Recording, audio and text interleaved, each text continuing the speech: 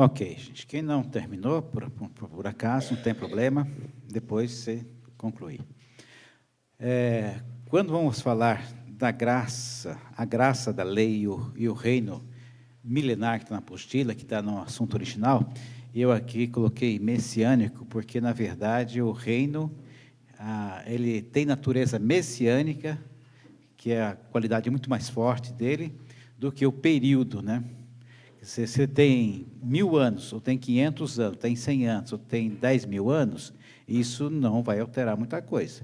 Agora, o que altera é o caráter messiânico do reino. Então, seria mais adequado chamar, em vez de milenar, messiânico. Na verdade, é o reino milenar messiânico, né? Mas o messiânico leva o acento da expressão aí. E a gente quer, então, mostrar que, já na lei, a graça estava revelada de maneira abundante, está muito presente lá. Obviamente, quando a gente fala em lei, né, não tem como deixar de falar de Israel. Então, a gente vai tocar aqui também algumas coisas sobre Israel. Mas, a princípio, nós vamos falar de justiça de maneira geral e comparado com a justiça do reino, a justiça original, a justiça de Deus com a justiça dos homens. Para a gente poder, então, entender a justiça do reino, a gente vai fazer esse contraponto com a justiça natural. Não sou profissional da justiça, né? Fica bem claro, mas acho que alguns conceitos aqui eles são não profundos, são gerais, mas servem para o que nós pretendemos aqui observar.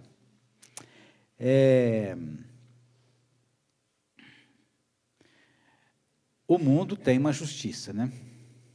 Então, tem aí os tribunais, tem julgamentos, tem uma série de coisas, a gente vê em filme, textos, vê pessoas que são julgadas, amigos que são, né, indo para tribunais.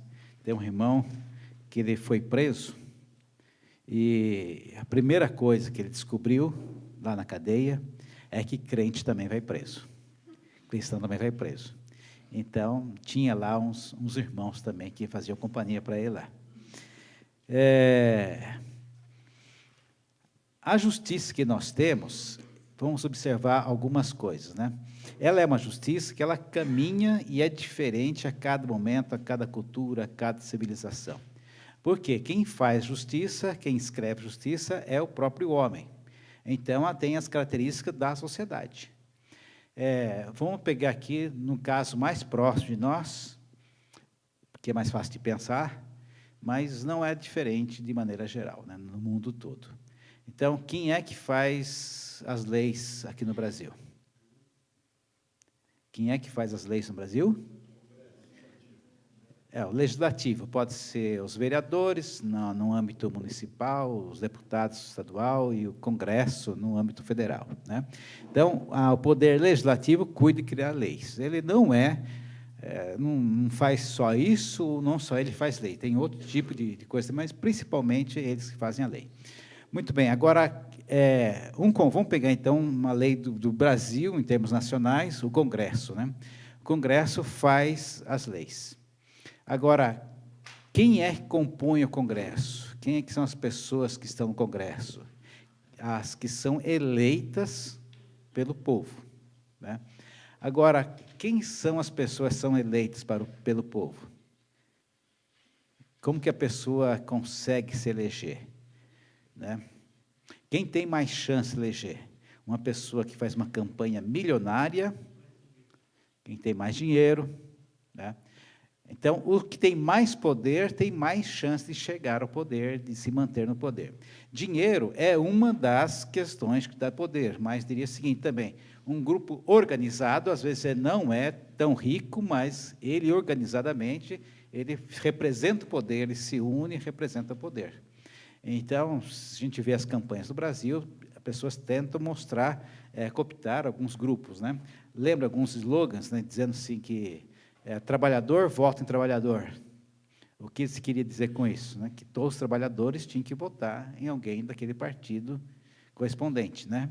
Quem bate cartão não vota em patrão. Né? São slogans assim que tentam cooptar. E, de vez em quando, aparece lá alguém falando da nação corintiana, por exemplo. Né? Ele quer os votos dos corintianos. E tem gente que foi eleito também pela comunidade de homossexuais, irmão vota irmão, né? Então, tudo isso aí tentando cooptar esses grupos. Então, quando esses grupos conseguem se organizar e se unir, eles conseguem eleger representantes lá para fazer leis. E esse pessoal lá vai fazer leis que atendem ao interesse desses grupos. E, principalmente, são os mais fortes do grupo econômico. Então, vamos dizer, no Brasil, algum tempo atrás, ascendeu aqui bastante gente da área sindical. Né? Então, o Brasil tomou uma característica forte pelo lado sindicalista. Né? E até alguns que abusavam de usar algumas expressões, tipo República Sindicalista do Brasil. Né? Isso nunca existiu. Até porque o Sindicato do Brasil é uma coisa muito diversa, muito... mas não foi exatamente o sindicato, porque o sindicato ainda é assim, muito difuso, né? Mas teve um presidente do sindicato lá, quer dizer, ganhou força, porque esse presidente veio da massa dos trabalhadores, etc. Aqui no Brasil, na Polônia também, né? O Lech Wałęsa, um eletricista, que foi lá o primeiro presidente, ou o segundo, acho que o primeiro, depois da queda do regime totalitário também lá. Enfim, pessoas assim é que vão ascendendo. Né? Garotinho, por exemplo, foi governador do Rio de Janeiro. Né? Com o voto dos irmãos. Enfim, quero dizer assim, que as pessoas ocupam poder porque tem um pessoal organizado e colocam lá. E quando as pessoas chegam ao poder, então, eles vão fazer leis que interessam aquelas pessoas que o apoiaram. Então, aquilo que era bom num momento passa a ser ruim em outro. Por exemplo, hoje está discutindo abertamente uma aberração, né? Vamos reduzir a maioridade penal no Brasil. Já viram essa campanha? Eu respeito quem tem a sua opinião diferente, mas eu acho um absurdo isso. Né? Como diz o Arivaldo Ramos, você abaixar a maioridade penal para resolver o problema da violência no Brasil é como se tiver uma parede suja e você apaga a luz para assumir a sujeira. Né? Então, hoje é 18 anos. Se você abaixar para 16 anos, daqui a 10 anos vai ter que baixar para 14. Depois vai baixar para 12, né? E criança, gente... Né? Aí o pessoal cita assim, em tal país, a partir de 2 anos, a criança já pode ser condenada. Né? Como se isso resolvesse. Né? E você pega algumas coisas que a cultura local também são aberrações. Né? Nos Estados Unidos, houve um massacre numa escola, e pais que viram seus filhos sendo assassinados na escola pelo massacre, são a favor do porte de arma. Né? É uma coisa cultural, para nós, inexplicável. Para mim, é inexplicável. Né? Aliás, se você pensar em cristão armado, duas coisas que, para mim, são excludentes. Né? Cristão e armado, né? Mas lá, não sei como é que cabe na cultura isso aí. Então, a lei, ela muda de lugar para lugar, de cultura, de tempo, de época, porque a lei humana, ela oscila de acordo com os interesses, de acordo com o poder que está. Né? Ela é, então, uma lei que ela é manipulável. Né? Manipulável. E essa lei é o tipo de lei que os fariseus gostavam, até porque permitia essa manipulação. Jesus, ele foi levado para aquele tribunal fajuto, né, aquele sinédrio que se reuniu de madrugada, às caladas da noite, para condenar Jesus, e a pessoa que condenou Jesus, que entregou Jesus, foi à base de suborno. Né? Testemunhas falsas levantaram para acusar Jesus, testemunhas falsas foram levantadas para acusar Estevão, né? Outros para acusar Paulo em outros momentos. Então, é uma justiça manipulável. Então, por ser manipulável, quem está administrando gosta dela, porque condena aquele que convém e inocenta quem lhe convém também. Então, a justiça desse mundo caminha mais ou menos por aí. Mas, quando a gente vê alguém fazendo injustiça, segundo a justiça desse mundo, a gente fica revoltado. Mas, mesmo a justiça desse mundo, diante de Deus, ela também pode ser uma grande justiça. Então, vamos pensar o seguinte, né? Se a justiça dos homens se baseia no poder do homem, de quem está no poder, quem faz as leis, ao contrário, a justiça de Deus, ela é inerente a Deus. Então, alguns versículos que estão aqui, por exemplo, Mateus 6:23, fala aqui, buscai primeiramente o reino de Deus e a sua justiça. Então, tem uma justiça que é inerente ao reino de Deus, justiça própria do reino de Deus, que não é, obviamente, a justiça que nós conhecemos aqui, não é ser justo segundo os homens. Então, há uma justiça inerente ao reino de Deus. Lá, Mateus 5:20, diz que se a nossa justiça não exceder em muito, de quem? Dos escribas e fariseus, o que acontece? Nós não vamos entrar no reino dos céus. Opa, gente, corrigindo aqui. 33. Eu, além de não memorizar, gente, passagem, ainda consigo escrever errado ainda. Então, se a justiça nossa não exceder em muito a dos escribas e fariseus, que é a justiça desse mundo, de maneira alguma entrarei no reino do céu. Porque a justiça desse mundo, ela é insuficiente para trazer salvação para nós. Então, agir de acordo com a justiça desse mundo está muito aquém da expectativa de Deus. E, por fim, Mateus 23, que diz que a justiça, a misericórdia, a fé, a fidelidade, eles se sobrepõem, são os primeiros valores, sobrepõem os valores do dízimo detalhado e tal, são os valores principais do reino. Então, tem uma justiça no reino e ela é muito importante. Se a justiça do mundo é com base no poder do homem, a justiça de Deus tem base em outra coisa. E o Salmo 24 declara que todas as coisas, né, pertencem ao Senhor. Do Senhor é a terra e a sua plenitude.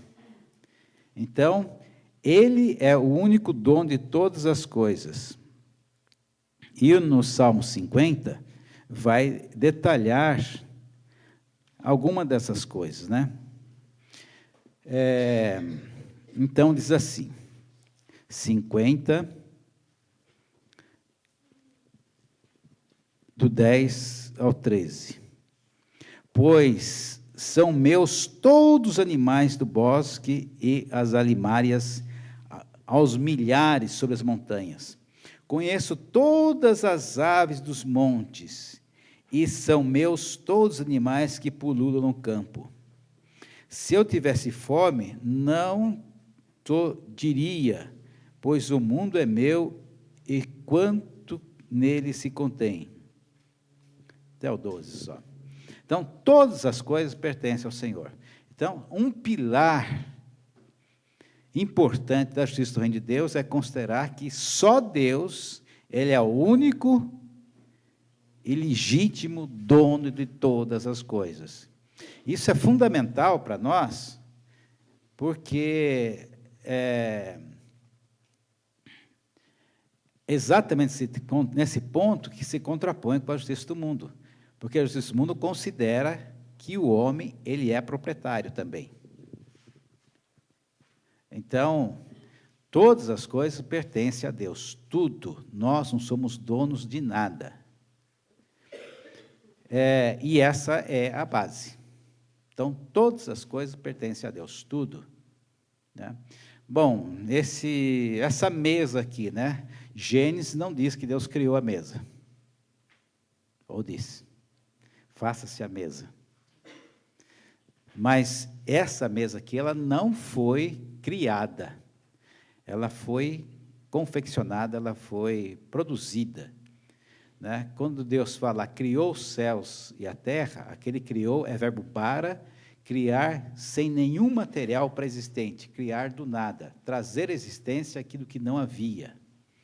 E quando a gente fala num qualquer outro produto, esse aqui ele é produto de um material pré-existente, que foi trabalhado, elaborado e chegou em alguma coisa, né? Então, tem a afirmação do filósofo, acho que Pascal, né, que nesse mundo nada se cria, tudo se transforma, né? Então, de fato, nada mais se criou no mundo, todas as coisas se transformam, né? Então, hoje, nós mesmos, no nosso corpo físico, estamos aqui, mas amanhã podemos ser uma toceira de capim, e depois podemos ser um filé mignon, né? Porque imagine que você vai ser enterrado, pode nascer uma toceira de capim lá, e amanhã depois uma suculenta vaca se alimenta desse capim, né? E assim vai a cadeia alimentar, né? Então, todas as coisas pertencem a Deus. Isso é fundamental. E isso tem implicações com a nossa vida hoje, né? Nós ainda baseamos muita coisa, muitos sermões são pregados, tal, tentando, de forma assim, paliativa, tirar alguma coisa de nós. Então, tem aquela historinha bem conhecida, mas bem interessante também, que perguntaram para a menininha, né? Você dá a sua casa para Jesus? Dou minha casa para Jesus, né? Você dá o papai para Jesus? Dou o papai para Jesus. Dá a mamãe? Dou a mamãe para Jesus. Dá o carro? Dou o carro, né? E esse coelhinho? Não, o coelhinho não dou, o coelhinho é meu, né? Então, tem coisas que nós pensamos que somos nós, é nossa, e gastamos sermões, tal, para se livrar de coisas que nós pensamos que somos nossas. Na verdade, a gente usurpou, né? Se tudo pertence a Deus, e eu digo que isso aqui me pertence, eu estou usurpando isso de Deus. Então, se nós temos isso com base, com princípio de compreensão, isso daí vai demolir muita coisa na nossa vida. Se nós pensamos, né, que tudo é de Deus, a discussão se dá o dízimo ou não dá o dízimo fica sem sentido. Só tem sentido pensar se eu dou dízimo ou não dou dízimo, se eu acho que o salário é meu. Agora, se o salário não é meu, não tem sentido pensar, né? Então, agora, quem é o grande usurpador desde o princípio? Quem é que não tinha nada e achou dizer que tinha? Satanás, Lúcifer, diabo. Então, toda vez que nós achamos que algo é nosso, nós estamos usando um outro princípio desse camarada. É um princípio estranho. Ele não existe no universo. Ele foi um princípio inventado, mentiroso. Então, ele usurpou aquilo que é de Deus, e esse conceito de usurpação, que está dentro da rebeldia dele, a nossa natureza pecaminosa vai também usando isso, né? Então, quando a gente age dessa forma, nós estamos quebrando um princípio da justiça de Deus. Todas as coisas pertencem a Deus. Bom, e aí, então, como que fica a nossa justiça, né? Esse versículo de Isaías 64, ele vai mostrar qual é o pensamento de Deus sobre a nossa maravilhosa justiça que temos.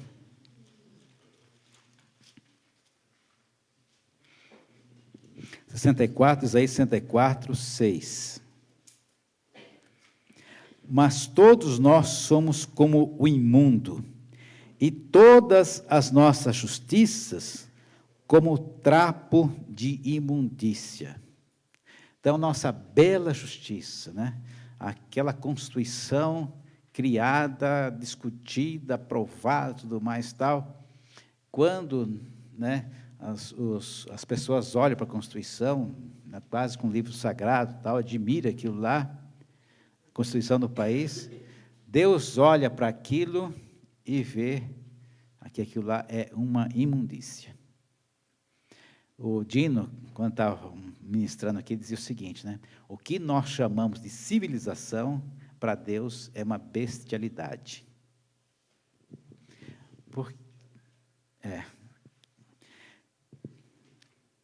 Então, é uma coisa bestial que ele chama de civilização. Por quê? A civilização está baseada na justiça desse mundo, e o princípio dela é atribuir propriedade à pessoa. E quando ninguém é proprietário de nada. Então, essa aqui é o panorama do que Deus pensa a respeito da justiça. Né? E é esse critério que Deus vai usar para julgar.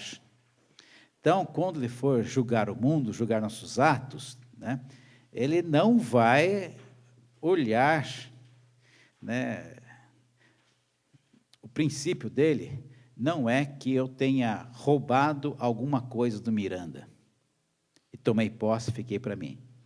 Eu posso pensar assim, mas, na verdade, eu usurpei uma coisa que não era do Miranda, mas era dele mesmo. Então, é nesse princípio que o mundo vai ser julgado. Todas as coisas pertencem a Deus. E aquilo que eu penso que pertence a mim é uma ideia errada, equivocada, pecaminosa de usurpação. Gente, alguma pergunta aí? Porque isso aqui ele é fundamental para nós.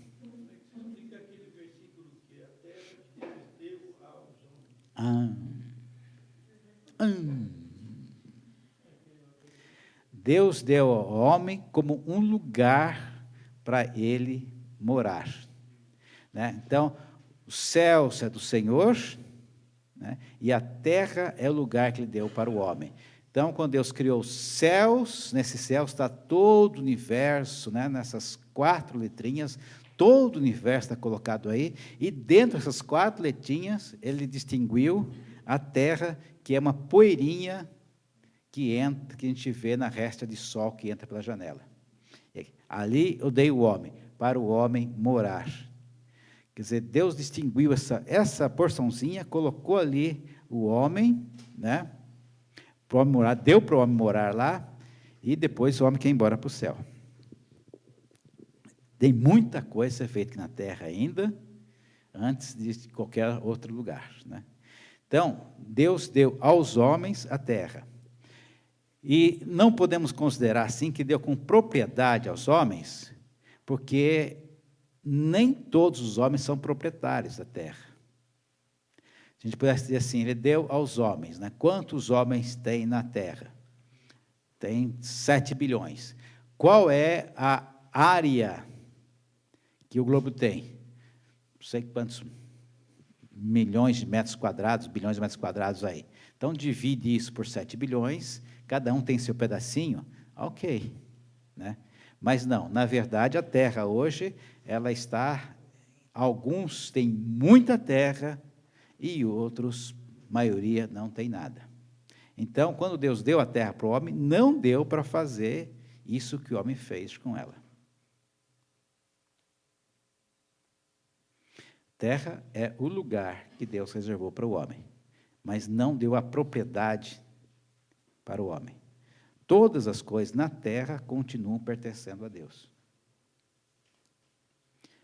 Gente, vamos ler a segunda parte da apostila?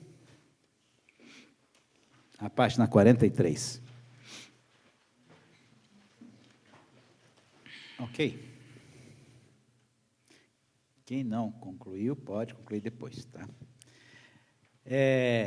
Imagine que uma empresa multinacional, ela criou um dispositivo de filtro e purificação do ar e engarrafamento desse ar filtrado, purificado. E ele engarrafou esse ar e agora ele está oferecendo às pessoas em garrafas, em pequenos frascos, né? E você pode, a cada 1 hora, pegar esse frasco e dar uma respirada nele, né? Igual você faz com água. Toma um gole, dá uma respirada nesse ar, e por 1 hora teu pulmão vai estar aliviado de toda a poluição, né? A circulação do sangue vai passar um sangue mais limpo, vai purificar tudo mais tal. Todo o efeito nocivo de um ar poluído não vai ter sobre a sua vida, porque a cada hora você pode dar uma respirada naquele ar puro, filtrado, né? Logicamente que isso não é de graça, tem um custo, né? Até para desenvolver, custear tudo isso tal, e trazer isso daí tem um custo. Então, daqui a um tempo a gente vai ter ar disponível no mercado, ar puro para ser consumido. O que vocês acham da ideia?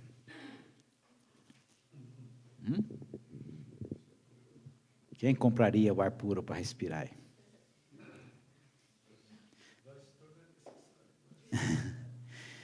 A gente pode pensar isso e dar risada, tal, né? Como outra ideia também dá para vocês, né? Hoje tem aí o camada de ozônio sendo furada, os raios ultraviolentos penetrando a Terra, tudo mais tal, causando câncer de pele, etc. Então, assim como tem as ondas, né, do celular, vão fazer um imenso guarda-chuva, colocar sobre a Terra para filtrar esse raio solar para que não faça mal para a gente. Contudo, a gente vai ter que pagar uma taxa para, né, ter essa proteção, porque, afinal de contas, imagine colocar um imenso guarda-chuva espacial aqui para filtrar o Sol, tem custo isso, né? Então, você vai ter que pagar também pela energia solar, mas ela é limpa, tá? É boa. O que vocês acham disso? Bom, a gente pode pensar, isso é absurdo, isso é sonho e tudo mais, né? Mas vamos pensar o seguinte, né? Eu falei tanto a minha idade ontem que o pessoal achou que eu tivesse participado do dilúvio, coisa assim, né? Mas eu sou do tempo que você chegava assim numa lanchonete, num bar, e você pedia água, o balconista nem pensava. Ele ia lá, abria a torneira, enchia um copo d'água e te dava. Simplesmente assim, normal. Hoje, chegar no bar, falar assim, se me vê uma água, ele vai perguntar se quer em copo, quer em garrafa, quer com gás, sem gás, né? E vai te trazer ali e ficar esperando a sua, se não te mandar no caixa primeiro, né? Então, hoje a água é comercializada. Aliás, quem está aqui em São Paulo, se você tem um poço aqui em São Paulo, provavelmente o poço que há na sua casa é um poço clandestino. Ele não é autorizado você ter poço em casa. Para você hoje ter uma autorização para abrir um poço aqui em São Paulo, demora uns 2 anos, mais ou menos. Porque toda a água que tem em São Paulo pertence à Sabesp. Então, você compra a água da Sabesp. Cada vez que você abre a torneira da sua casa, você está usando a água da Sabesp, né? Nós aqui temos nossa própria fonte, etc., etc., né? Mas a gente está esperando a hora que vai vir a conta para nós. Porque hoje, os pessoal que faz irrigação, por exemplo, que pega a água do rio ou de fontes da sua própria propriedade, tem que pagar por essa água que ele tira do subsolo. Então, hoje está se fazendo isso, né? Mas nós estamos percebendo isso? Você percebia que um tempo atrás a água era absolutamente de graça, né? E hoje está pagando pela água. Sabe aquela história de cozinhar o sapo? Já viram essa receita? Como é que você cozinha o sapo? Põe ele na água fria, fogo lento, e daqui a pouco você pode saboreá-lo, né? Suculento o sapo. Mas se você pegar esse sapo e colocar na água quente, ele vai pular fora. Então, nós estamos sendo assim, igual o sapo, cozidos em fogo lento. Sem perceber, nós estamos pagando por algumas coisas, né? Agora, o sol é de graça para todo mundo. Como que alguém resolve tomar conta do sol e depois vender a energia dele? Como a água, né? O ar, como que alguém resolve tomar o ar para si e depois vender o ar, sendo que o ar é uma coisa de graça, né? Agora, nós estávamos no futuro, chegando no presente, vamos olhar lá para trás agora e vamos lá na Terra, né? Quem falou para fulano que essa terra é dele? Não, isso aqui foi herança do meu pai. E teu pai? Foi herança do meu avô, bisavô, tal, né? Eu tive com a Clélia numa fazenda no Rio de Janeiro, que o dono atual da fazenda é o terceiro dono, terceira escritura que tem, né? primeiro dono foi da capitania hereditária, depois teve um outro dono, e ele é o terceiro dono. Então, você vai pegar, ele é o dono atual, comprou de um outro, que esse outro comprou de um outro, que ganhou quando o rei de Portugal resolveu dividir o Brasil em capitanias hereditárias e falou para aquele cara lá, essa terra aqui é sua. Mas quem disse que o rei de Portugal podia dizer que aquela terra era dele? Aliás, quando a gente estuda história do Brasil, fala assim, o Brasil foi descoberto pelos portugueses em 1500. Né? Na verdade, o Brasil foi invadido por Portugal no ano 1500, porque já tinha gente aqui. Né? Bom, aí você vai fazer um regresso na história, e você vai encontrar a primeira pessoa que cercou ali e falou que aquilo era dele. Mas ele fez isso absolutamente por conta dele. Quem foi o primeiro que deu a escritura, a primeira escritura daquela terra? O primeiro poceiro, ele tomou conta daquilo lá, e aquilo foi se consolidando, a lei do homem, que é uma lei que vai mudando, vai se atualizando, acabou dizendo que aquilo é legítimo e é dele. Né? Mas, originalmente, não foi assim. Deus não deu uma escritura para ele. O único dono de tudo é Deus. Né? Alguém tem uma terra assinada por Deus, que a escritura pertence a ele? Hã? Tem alguém, né, na história?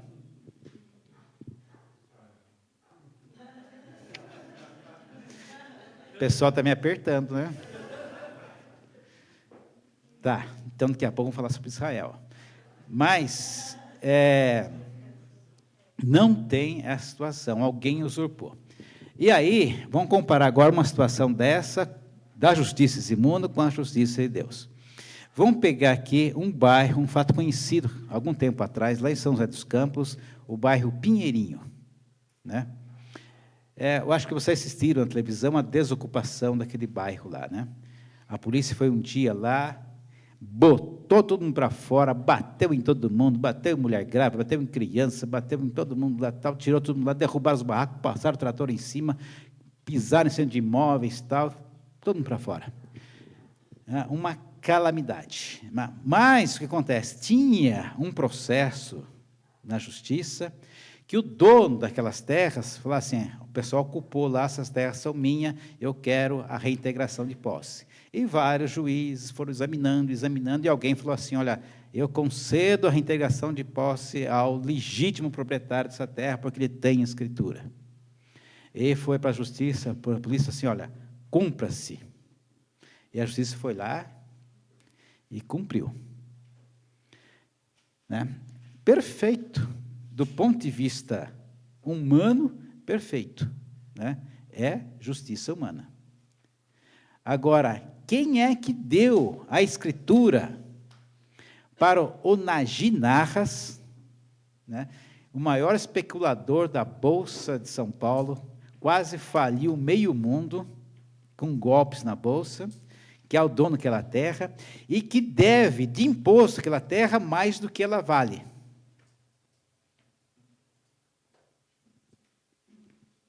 E a polícia foi lá e bateu nos pobres lá. Então, de um lado, a justiça desse mundo, que é isso daí, isso é o trapo de imundícia que está diante de nós. Uma bela peça assinada por juiz, mas aos olhos de Deus é uma trapo de imundícia. Quem falou que Onagi Narras é dono daquilo?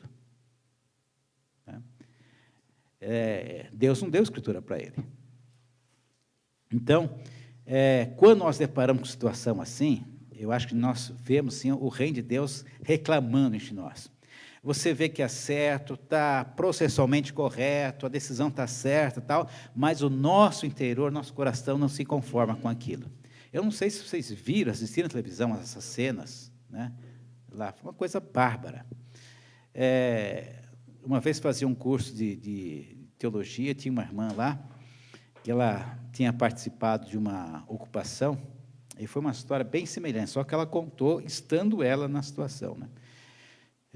Veio a reintegração de posse, e eles tentaram falar com o deputado, falaram com o governador, falaram com o senador, com o delegado, tal. Ninguém quis se envolver no caso, né, naquelas alturas. E, quando chegou uma noite, De madrugada, a polícia toda acampou em torno do lugar que se tinham ocupado, esperando às 6 horas da manhã, porque antes das 6 não pode fazer a desocupação, não pode invadir lugar nenhum.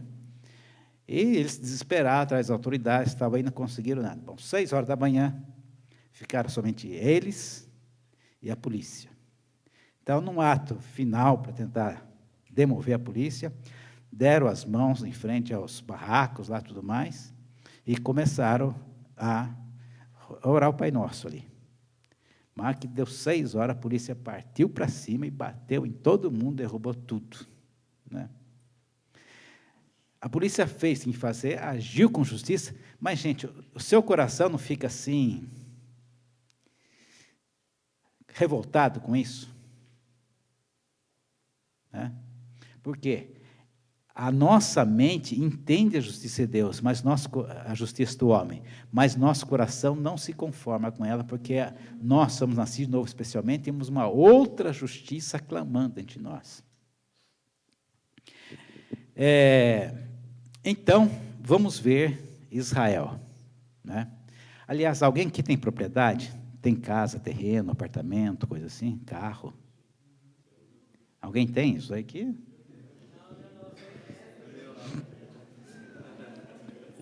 Estão preocupados, né? Quando o Lula fez campanha no Brasil, lá no Nordeste, tinha um pessoal que saía de camiseta vermelha, batendo na porta das casas, das fazendas, dos sítios lá e tal, já fazia uma entrevista com o pessoal, com roupa do PT, né, lógico. Quantas pessoas que moram aqui na casa? Quantos como tem a casa? Tudo mais, tal. Aí eu, mas por que você quer saber isso? Não, que quando a gente assumir, a gente vai trazer mais uma família para morar aqui e tudo mais, né? Logicamente que não era o pessoal do partido Lula que fazia isso, né? Mas era uma maneira de tentar de fazer o pessoal desistir, de botar medo, né? Comunista come criança.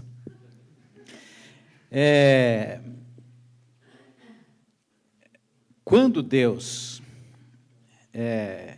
gente, estou tentando aqui também colocar sentido nas coisas, porque essas páginas aí é um recorte de uma apostila de um curso maior, né, está no meio lá, que nós demos esse ano lá, que é Cristianismo Extra-Religioso, que é uma tentativa de a gente enxergar fora das 4 paredes da igreja a vida cristã, né?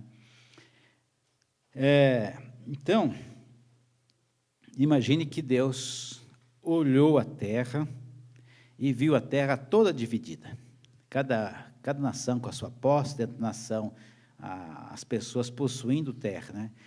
Então, quando ele olhou e viu isso aqui, e viu também que todas as nações eram chefiadas por pessoas que seguiam o príncipe desse mundo, o príncipe desse mundo havia usurpado aquilo que era de Deus e tinha organizado desse jeito. Então, todas as nações que tinham sobre a terra, nenhuma delas seguia a justiça de Deus. Todas elas seguiam a justiça desse mundo, que é uma justiça inspirada na natureza do príncipe desse mundo. Então, esse é o cenário. E aí Deus resolve intervir, mais uma vez. E Deus resolve intervir da seguinte forma, né? Eu vou fazer uma nação que vai me obedecer, vai aplicar a minha lei, vai ter as minhas características, o meu caráter, e essa nação no mundo vai servir de testemunho, de exemplo, como que deve ser as nações no mundo. Né? Qual seria essa nação? Israel. Bom, então Deus, com toda a paciência, chamou Abraão, fez uma jornada com Abraão, de 2.500 quilômetros andando com Abraão, né? Durante muitos e muitos anos, décadas andando com Abraão. Porque, né, durante esses 2.500 quilômetros, durante esses muitos anos que andou com Abraão, Abraão estava cumprindo uma outra jornada mais importante do que essa, que era uma jornada interior dele. Abraão era um idólatra comum lá em Ur dos Caldeus, e quando Deus falou com ele, sai da tua terra, ele saiu, ele não conhecia o Senhor, não sabia que era o Senhor que estava falando com ele, quem era esse Senhor. Ele saiu, Se fosse a lua, se fosse o sol, se fosse um peixe que tivesse falado com ele, ele também teria seguido, porque ele não conhecia Deus, né? Josué vai falar que ele era um dos idólatras que tinha lá naquela terra lá. E Abraão, quando sai, a grande jornada que ele faz é o seguinte: ele inicialmente, no começo da jornada, ele é um idólatra comum, mas ele vai sendo transformado para ser o pai da fé. Então, não é só um deslocamento geográfico, mas é um deslocamento interior, espiritual, de fé. Então, todos os acontecimentos que na jornada de Abraão são todas elas pedagógicas, para Deus se revelar a Abraão quem ele era, até o ponto de Abraão chegar a ser amigo de Deus, né? Então, sensacional isso aí, né? E aí, Abraão, e Deus tinha com ele a ideia de fazer uma nação, mas como Deus, ela é paciencioso, né? Aí, cria uma nação, mas só dá um filho para Abraão para essa intenção. Então, gasta um Isaac. Depois Isaac, Jacó, aí os 12 filhos, depois mais 430 anos lá no Egito, forma um povo lá dentro, era um povo segregado, sem autonomia de governo, por fim, organiza ele sob Moisés, o governo de Moisés, agora tinha um povo, tinha um governo, e faltava uma terra, né? Então, a grande jornada para sair do Egito e chegar até a famosa terra prometida. Deus vai fazer essa jornada com o povo todo, imagino, né? Eu penso que deve ter uns 3 milhões de pessoas, mais ou menos, deslocando no deserto, naquela época. Coisa extraordinária, para levar para uma terra, né? Bom, Deus tinha duas coisas em mente, muito claras com o povo. Primeiro, o povo ia morar na terra, mas não devia ser como os egípcios, nessa terra. Outra coisa, o povo não deveria ser como as nações que moravam nessa terra, e nem como os vizinhos dela. Esse povo tem que ser um povo peculiar, diferente, o povo do Senhor. Então, a primeira tentativa, a primeira geração que saiu lá do Egito, a hora que chegou na terra prometida, eles fracassaram, porque o Egito estava dentro deles ainda. E eles estavam incapacitados, estavam assim, sem possibilidade de cumprir aquele propósito de Deus. Para a gente comparar o que aconteceu, o que Jesus fez, o que Deus fez com os hebreus, naquela época, diante do Egito, então pense o seguinte, né? O Haiti resolveu declarar guerra aos Estados Unidos. Risível, né? Sim ou não? Loucura. Loucura maior é o Haiti vencer os Estados Unidos. E foi o que aconteceu na época. Os hebreus eram um bando de escravos desorganizados, tudo mais tal, e de repente lutam com a nação principal daquele momento e ganham. Você imaginou o jornal dizendo amanhã que o Haiti venceu a guerra, os Estados Unidos se rendeu ao Haiti? É uma coisa absurda, mas foi exatamente isso que aconteceu. Um povo sem nenhuma condição. Aí o Mar Vermelho e todas essas maravilhas do êxodo lá foram acontecendo. Quando chegou na terra de Canaã, falou assim, não, aqui não dá, tem muito gigante. A terra é boa, tudo mais, mas não dá. Deus trouxe a gente aqui para matar a nós, nossos filhos, nessa terra, não dá. E quando fala que não dá para vencer o gigante, ele estava dizendo o seguinte, do Egito nós demos conta, do Mar Vermelho também a gente conseguiu dar conta. Né? Sobrevivemos no deserto comendo carne, mas tal, por nossa conta. Tiramos água da pedra por nossa conta. Mas agora a gente não vai ter condição de vencer o gigante. Quer dizer, em vez de confiar no Senhor, que mostrou tudo que está cuidando deles, que eles eram o povo do Senhor, que Deus colocava a mão sobre eles, agora eles achavam que eles eram independentes, que a força deles ia garantir alguma coisa. Né? Então, se mostrou uma geração que não estava preparada para tomar posse da terra. volta para o deserto, para morrer no deserto, e a geração do deserto, que não conheceu o Egito, que saíram do Egito muito novos ainda, essa geração do deserto vai cansar da volta do deserto, e é que vai entrar na terra prometida. Agora nós temos, né, um povo, temos um governo, e temos também uma terra. E interessante que nesse trajeto todo, Deus fez uma aliança e deu uma lei para esse povo. E essa lei, ela revelava o caráter de Deus, como que Deus era. Então, o mundo conhecia o jeito, o estilo de governo, o modo de governo do príncipe desse mundo. Estava presente às nações. E esse estilo de governo do príncipe desse mundo dizia o seguinte, né? Que haviam classes dominadoras, opressoras e classes oprimidas. As nações, basicamente, era isso que acontecia. Quem era o governante, quem eram os sacerdotes, a classe do clero, os militares, né, os funcionários públicos, e depois vinham os escravos, que eram pessoas escravizadas, ou os miseráveis, pobres mesmo. Então, havia a classe opressora e a classe oprimida. Todas as nações se organizavam desse jeito.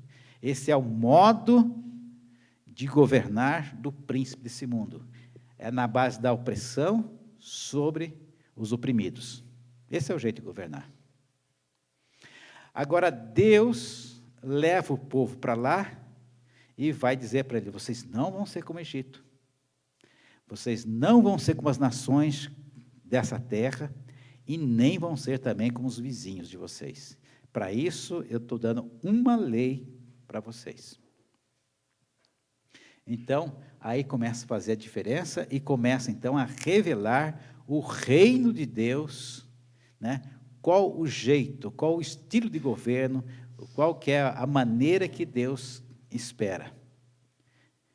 Então, vai organizar Israel nesse sentido, para que essa justiça de Deus, a lei de Deus, possa florescer.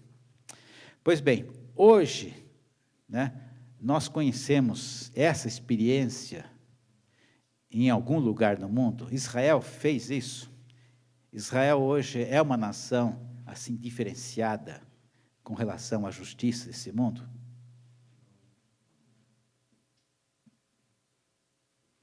Então não deu certo, né? Israel hoje é uma nação igualzinha às outras. Então, existe uma admiração por Israel, quase que uma coisa idólatra, né? Então, se é de Israel, sou a favor. Se é Israel, está certo, né? Se é Israel que falou, está certo. E não é. Israel é uma nação igual às outras nações. E teve algumas ocasiões que Israel fez questão de demonstrar isso, né? Primeiramente, chegaram lá no Monte Sinai, toda a nação de Israel. A hora de celebrar o casamento e fazer o trato com Deus, né? No final de tudo, falou assim, Moisés, fala você com o Senhor. E o que Ele mandar, nós vamos fazer. Quer dizer, o próprio Israel já escolheu um intermediário entre o povo e ele. Elegeram Moisés. No sentido da palavra, elegeram Moisés, né? E ainda com uma certa arrogância. Tudo que falar com você, olha, pode assumir lá, assina por nós lá. O que ele falar, a gente vai fazer, né? Não deu tempo nem de mostrar o que Deus queria, já tinham feito o bezerro de ouro. Aí, mais tarde, né, tem um problema com Samuel, que é um juiz que está julgando lá. Ele chega para Samuel, reclama dos filhos de Samuel, e fala assim, Samuel, coloca um rei sobre nós, porque nós queremos ser igual às outras nações. Imagina que decepção para Deus.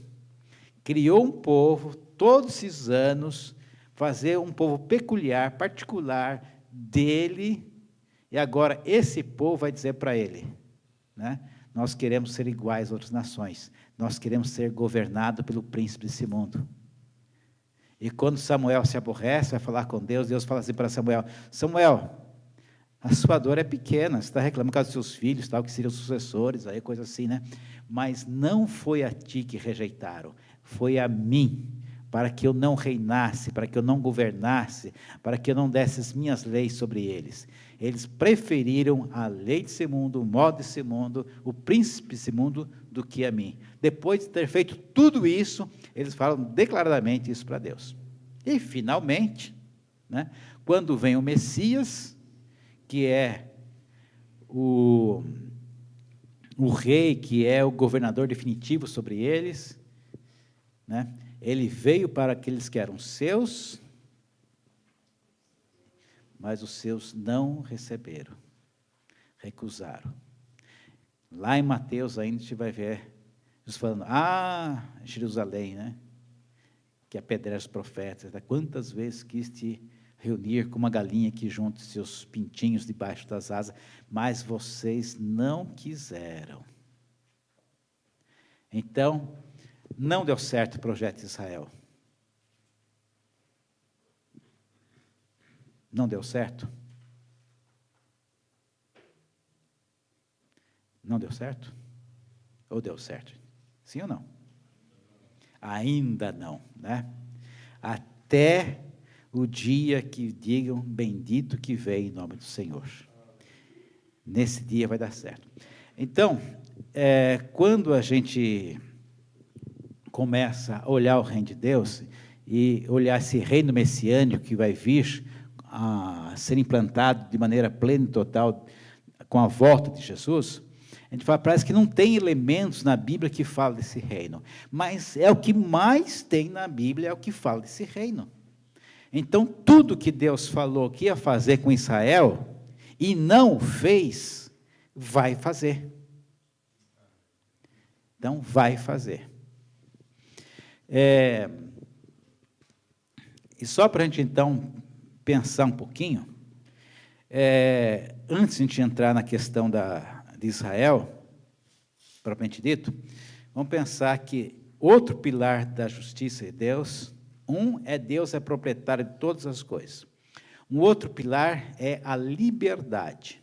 Deus deu a liberdade, e a liberdade como uma característica, como algo da própria imagem dele em nós. Nós somos feitos à imagem e semelhança de Deus. Deus, ele é o único, absolutamente livre do universo. E ele colocou em nós esse ponto de liberdade, esse quê de liberdade em nós. E Deus prezou tanto para essa liberdade, vamos ver duas situações, né? Quando a gente chega num restaurante e o garçom traz o cardápio lá, então normalmente vem lá um avisinho lá em cima, num clips, né? Sugestão da casa, prato do dia, né? Então tem tudo aquilo lá, mas destacado está ali. Quando Deus chegou para Adão, falou o seguinte: Adão, você pode comer de todas os frutos que tem aqui no jardim, né? Só não coma da árvore do conhecimento do bem e do mal. Deus parou aí. No fundo, na verdade, Deus queria que ele comesse da árvore da vida. Mas Deus não fez essa indução, não fez a sugestão, né? Não colocou ali a indicação, o prato principal é esse. E deixou o homem lá, né? Deus não influenciou a decisão dele. E enquanto o homem estava vivendo nessa situação, parece que tudo estava parado, né? Deus estava esperando uma decisão do homem.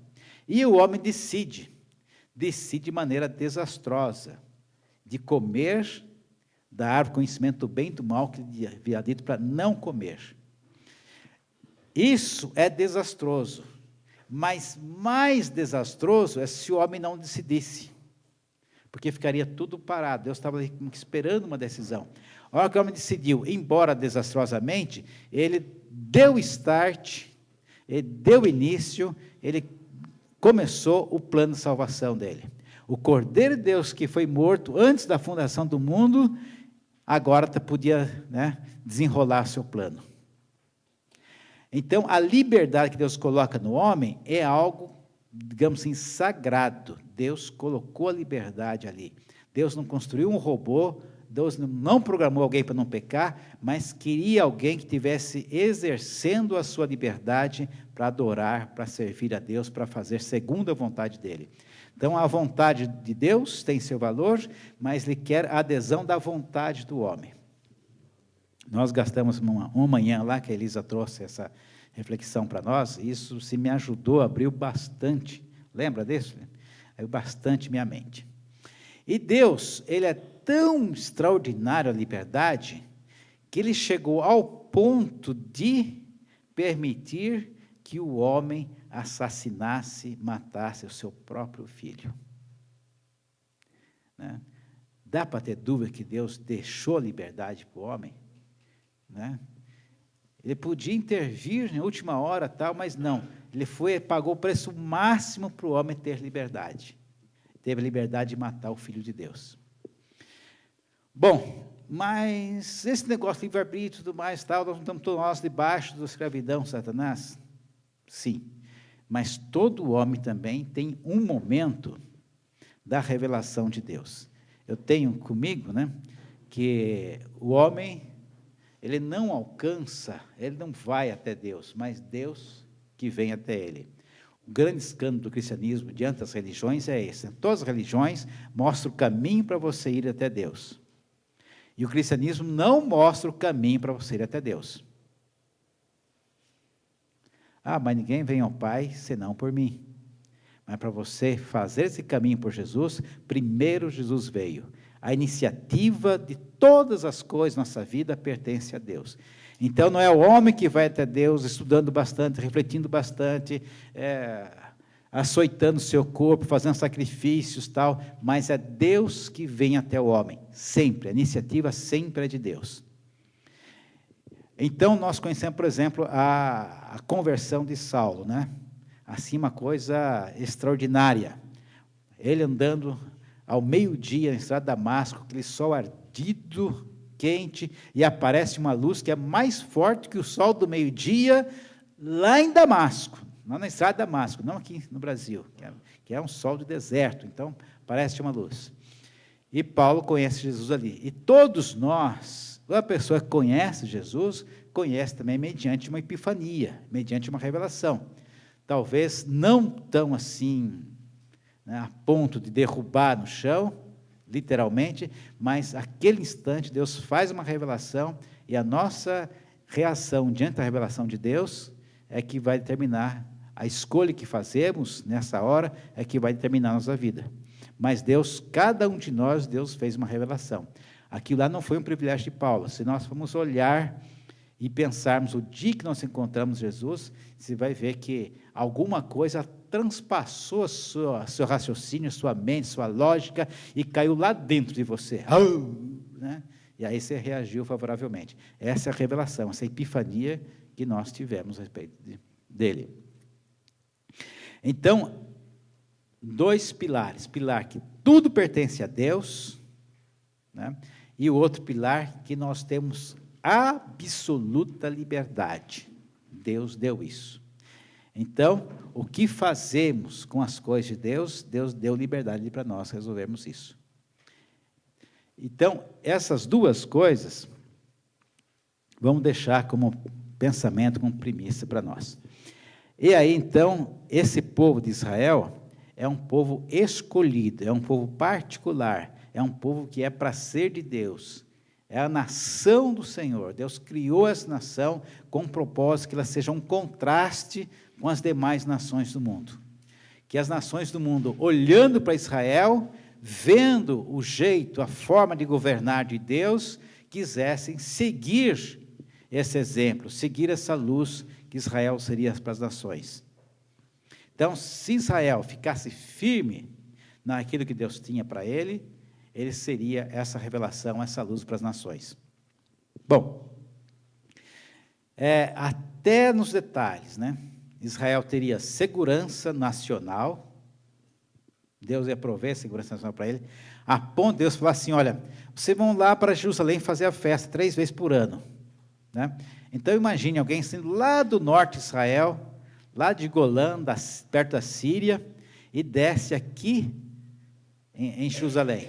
Então sai o fazendeiro com sua família, sai todo mundo para lá e vai para Jerusalém. Ixi, mas vai ficar desguarnecida a fronteira aqui da Síria, né? Como é que faz?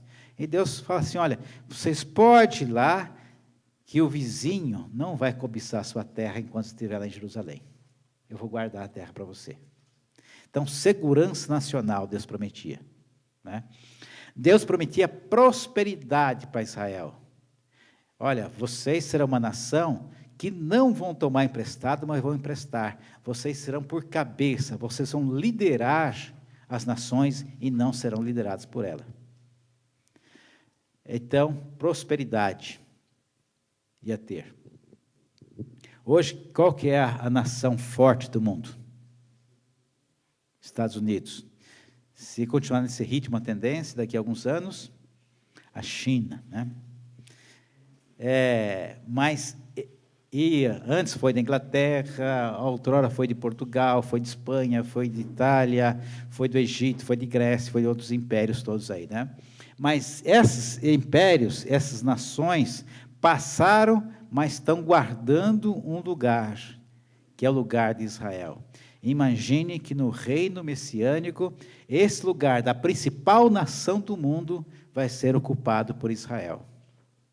E não apenas uma nação líder militarmente, aliás, não uma nação líder militarmente ou economicamente, mas uma nação líder por um conjunto moral, um conjunto espiritual de valores que vai estar em Israel. Então, quando chegar a vez de Israel, né, então, pegar Inglaterra, Estados Unidos, China, a hora que chegar a vez de Israel, vai ser um outro tipo de liderança, uma liderança moral, espiritual, um outro conteúdo que vai dominar, né? Então, aqui que nós encontramos muita coisa que vai acontecer no reino messiânico, né? E também vamos encontrar a graça aqui. Gente, alguém tem alguma pergunta que eu quero deixar para amanhã, falar sobre os pobres, né? A gente vai falar um pouco mais de Israel, para falar dos pobres, e depois vamos falar também do sábado. Nenhuma pergunta daqui? Os proprietários aí não estão preocupados? Tranquilo?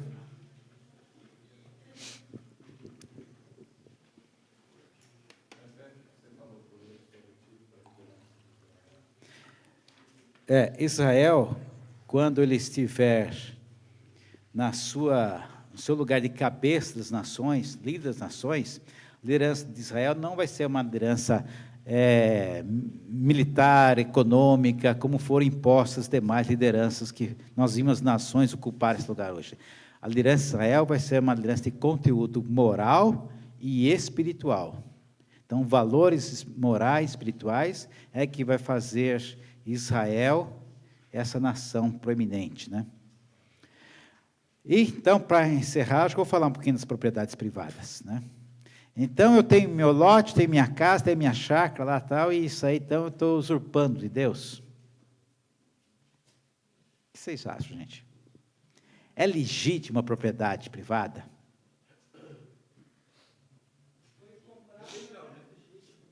Hein? Então, comprou, mas esse processo de compra, quem que era o dono anterior? Ele tinha, você compra um objeto que ele é roubado, né? Você é dono desse objeto ou você é um criminoso, um interceptador? Você comprou do dono ou do ladrão? Exatamente isso. Adianta você comprar um carro roubado? Não, você só vai ser sócio do ladrão. No caso, eu não tenho nada, tudo é do Senhor. Hã? Eu sou do Senhor, porque eu tenho do Senhor, Ele é o meu Senhor. Dele é a terra, eu tenho tudo. Então, vou invadir um lotezinho ali, é do Senhor. Então, se eu tenho tudo, se eu sou o Senhor, é tudo do Senhor, o lote que eu tenho é do Senhor. Eu não tenho lote.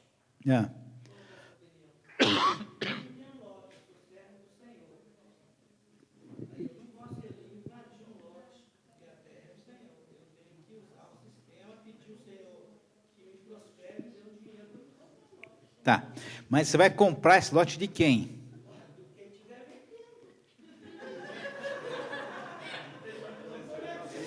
Gente, então, essa discussão. Quer dizer, quem é o dono que eu posso comprar isso? Não tem, né? Então, nós vimos que segundo a justiça desse mundo, está cheio de dono aí. Mas esses donos são pessoas que roubaram o carro e agora estão negociando esse carro roubado. E aí vocês compraram a chácara roubada. Isto. Exatamente isso. Exatamente isso. Exatamente isso. Então, Jesus tem uma parábola que nós comentamos aí, que é o seguinte, né? Que nós devemos granjear amigos com as riquezas injustas, iníquas. Então, para Deus, toda a riqueza que está rolando aí, ela é iníqua, ela é injusta. Agora, alguém usou aqui uma expressão, já nesse encontro, de transferir valores do reino de Satanás para o reino de Deus. Então, ele fala que nós devemos granjear amigos, porque esses amigos nos receberão no reino dos céus. Então, a situação é essa. Agora, quando Deus tinha a terra de sua posse total, qual que era o plano de Deus antes de ser usurpada a terra? O que Deus ia fazer com a terra?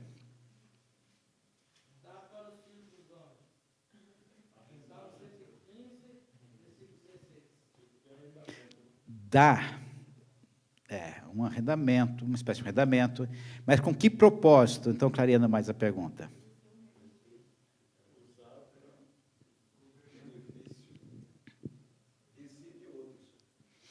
Bom, então, Deus deu a terra para o homem, e o homem devia lavrar, cultivar, tudo mais, né?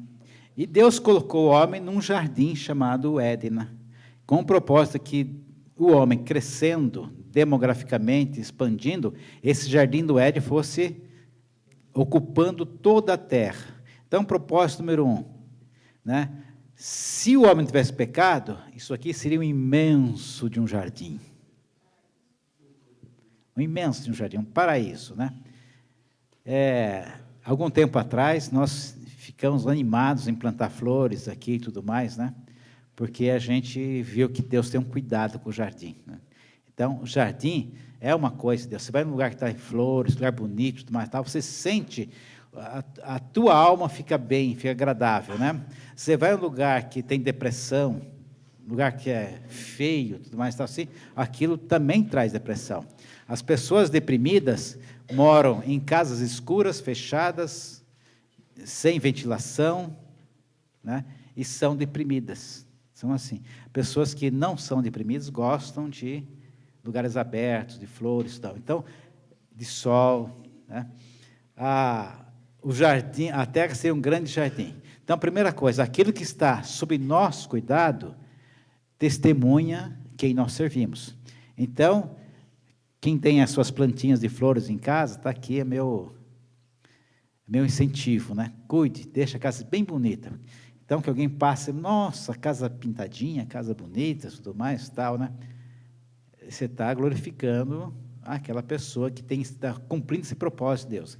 Agora, uma casa, né, que está caindo aos pedaços, não cuida, tudo mais, tal, o mato crescendo, a cerca caída, isso não glorifica a Deus.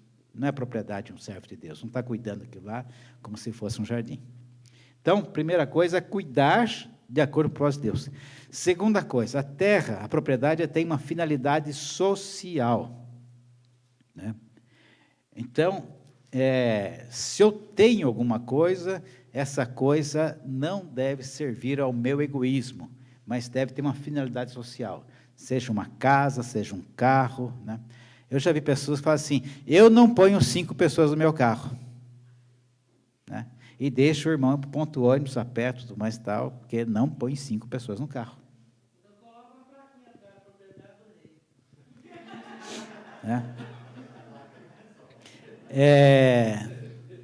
Pessoas que não gostam de fazer reuniões em casa, porque vai estragar o sofá de muito uso, né?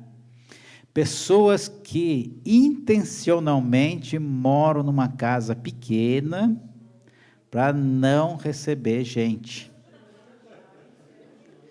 Gente, vocês estão dando risada, mas eu conheço todas essas histórias, né?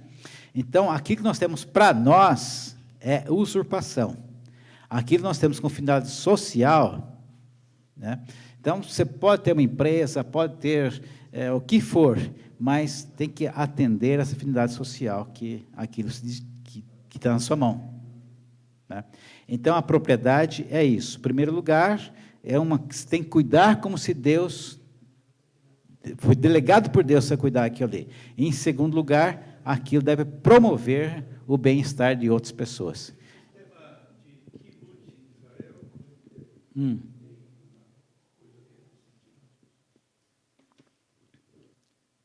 pastor Joel está perguntando dos kibbutz em Israel, né?